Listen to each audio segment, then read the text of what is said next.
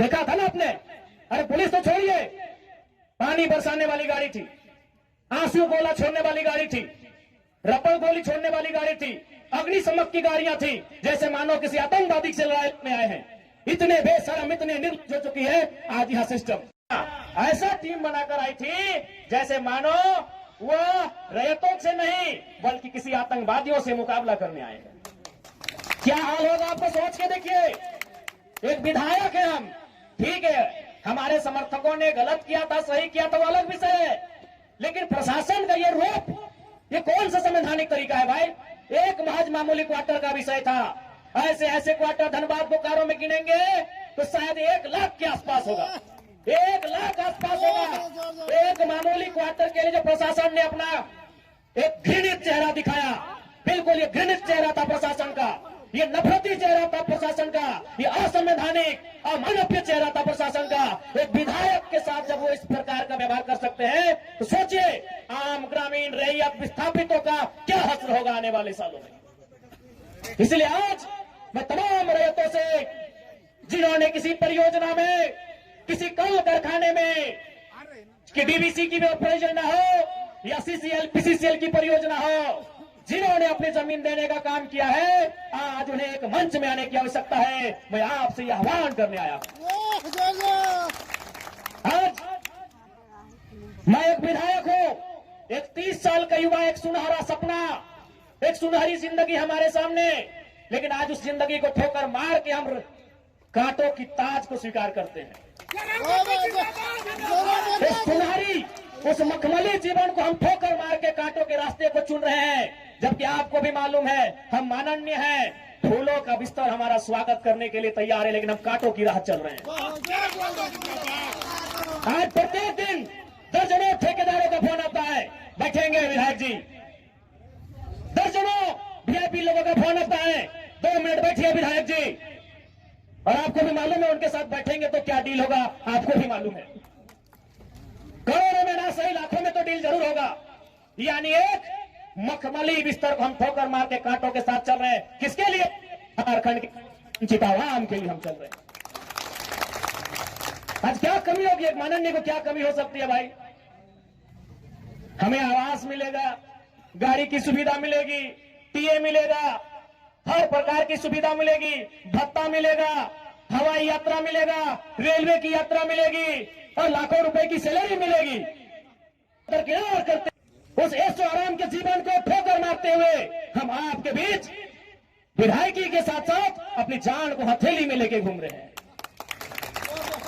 बताइए कोई झारखंड के इतिहास में ऐसे आज के इस दौर में एक भी विधायक का नाम बताइए। अरे विधायकी तो छोड़िए, हम अपने जान को हथेली में लेके घूम रहे हैं। जिस दिन 2 बजे रात को हम बैरमा में आए, हमारी गाड़ी में हमारा एक भी अंगरक्षक नहीं था। वे लोग सोच चुके थे, हमने कहा कोई दिक्कत नहीं है। हमने केवल ड्राइवर को फोन किया, वो भी अपने ससुराल में थे, क्योंकि आपको भी मालूम है मेरे घर में इतना जगह नहीं है कि हम 4 लोगों को ठहरने के लिए बोल सके। बगल में हमारे एक मित्र का घर है, वहीं रात रहने के लिए हम जाते हैं, वो विधायक है। हमने तुरंत कहा कि अगर हम अपने अंगरक्षक को लेने के लिए जाएंगे तो शायद 10 से 15 मिनट का लेट होगा, उतना देर में हम कम से कम डुमरी की दूरी पार कर जाएंगे। 20 किलोमीटर हम 15 मिनट में सफर कर जाएंगे, इसलिए अंगरक्षक को सोने दीजिए, हम अकेले आएंगे। हम अपने जान को, अपने जीवन को हथेली में रख के चल रहे हैं, किस लिए?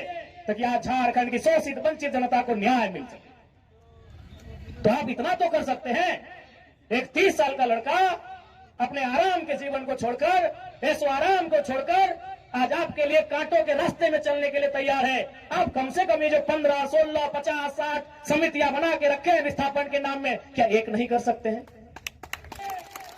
आप जिस दिन एक करेंगे इनको यहां से उखाड़ के फेंक देंगे। अब कीजिए, आज बीएसएल में भी हम जाते हैं, वहां 52 समितियां हैं।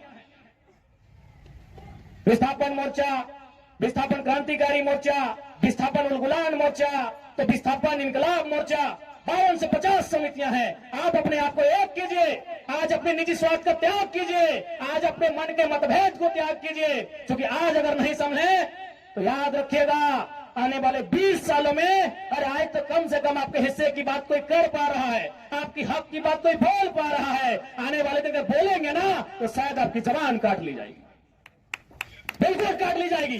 ये कौन सा रूप था? आप ही बताइए, कौन सा रूप था प्रशासन का? आज हो सके आज भी मेरी बातों को कुछ लोग तोड़ मोड़ के प्रस्तुत करेंगे कि विधायक के बोल सुनिए। अरे उनको नहीं मालूम है विस्थापन का दर्द क्या होता है।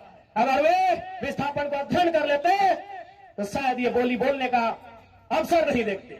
इसलिए आज मैं आपको स्पष्ट कहना चाहूंगा, और मैंने विधायक बनने से पहले ही कहा था, मैंने सांसद का चुनाव लड़ने से पहले ही कहा था कि आज जो हाल मैं देखता हूं पूरे झारखंड का, आज जो मैं अफसरशाही का व्यवहार देखता हूं, आज जो मैं प्रबंधन की मनमानी देखता हूं, मैंने बहुत दुखी होकर कहा था कि मैं पीएचडी का स्कॉलर हूं, लेकिन मैं शायद इस बात को आप लोग मेरा गलत कहें, लेकिन मैं कह रहा हूं कि कोयला अंचल में रहने वाले लोग जो विस्थापित लोग हैं, वो हम दो हमारे दो नहीं, दो बच्चों को एक्स्ट्रा जन्म दीजिए और उनको केवल और केवल विद्रोह की भावना के साथ तैयार कीजिए कि आपको बदला लेना है।